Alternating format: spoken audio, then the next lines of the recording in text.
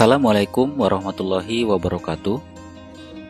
Di video kali ini, kita akan belajar menelaah struktur dan bahasa teks deskripsi.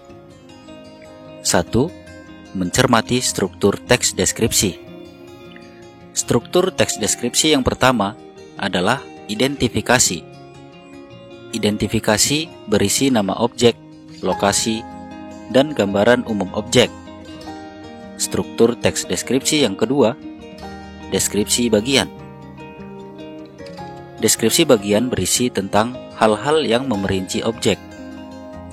Struktur yang ketiga adalah penutup. Penutup berisi kesan umum penulis terhadap objek yang dideskripsikan. Jenis pengembangan deskripsi bagian. Yang pertama, pengembangan deskripsi bagian berdasarkan ruang. Berisi perincian bagian-bagian ruang objek yang dideskripsikan. Yang kedua, pengembangan deskripsi bagian berdasarkan anggota bagian-bagian objek. Berisi perincian bagian-bagian yang dideskripsikan. Yang ketiga, pengembangan deskripsi bagian berdasarkan proses sesuatu berlangsung. Berisi perincian bagian awal, mulai meningkat, puncak atau inti, dan penutup. Yang keempat, pengembangan deskripsi bagian berupa pemfokusan.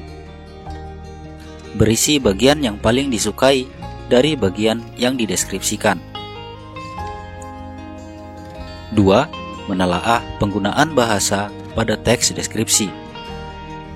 Penggunaan bahasa pada teks deskripsi yang pertama adalah penggunaan kalimat dan kata yang mengikuti kata benda.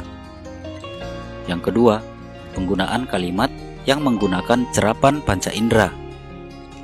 Yang ketiga, penggunaan kata dasar. Yang keempat, penggunaan sinonim. Yang kelima, penggunaan kata depan. Yang keenam, penggunaan kata khusus. Yang ketujuh, penggunaan kata depan di dan huruf kapital.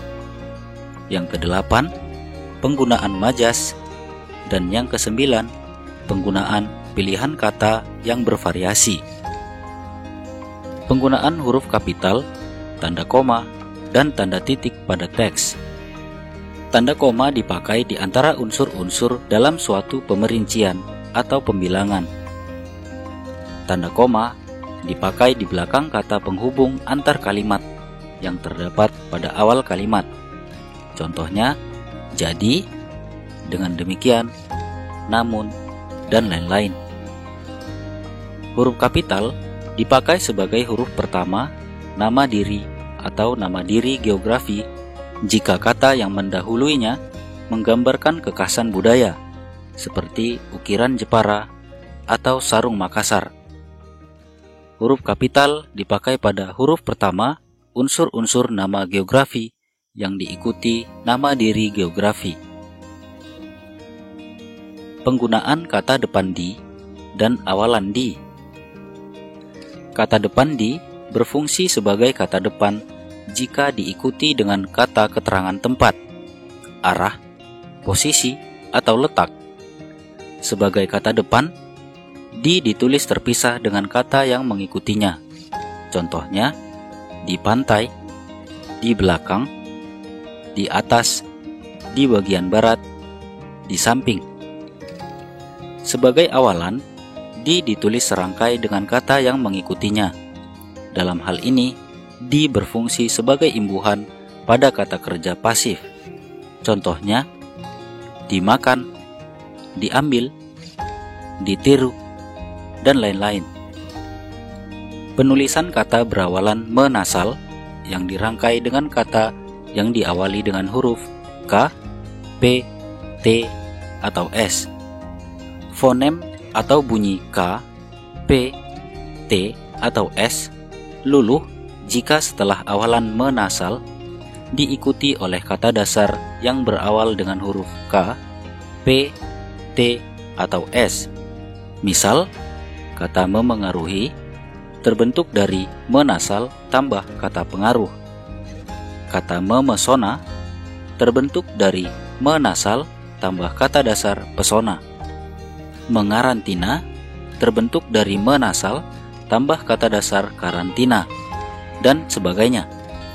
Fonem atau bunyi K, P, T, atau S tidak luluh jika setelah awalan menasal diikuti oleh kata dasar yang diawali dengan klaster atau konsonan rangkap.